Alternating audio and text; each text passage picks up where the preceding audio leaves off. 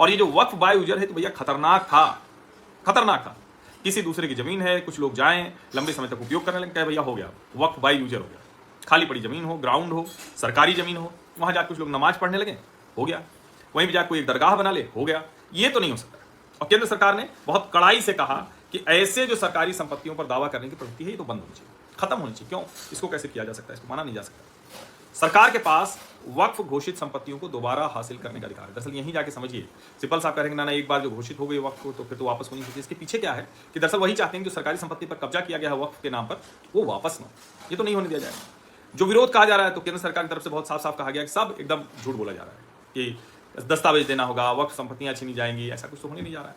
लेकिन मौलिक अधिकार नहीं, ये आप समझिए, फंडामेंटल राइट्स नहीं है वक्फ संविधान के तहत। तो अगर विधायी नीति से बना है तो संसद उसे समाप्त भी कर सकती है, ये तो नहीं हो सकता ना, अधिकार तो दोनों का। और जो ये वक्फ बोर्ड में, आखिरी पॉइंट पे आता हूं कि जो वक्फ बोर्ड में गैर मुस्लिम है, इससे कैसे असर पड़ेगा जरा बताइए, कैसे असर पड़ेगा? इससे कैसे जो है वो धर्म पर कैसे असर पड़ जाएगा, मजहब पर कैसे असर पड़ जाएगा, ये सवाल तो पूछा जाना चाहिए, क्योंकि ऐसा तो संभव ही नहीं है।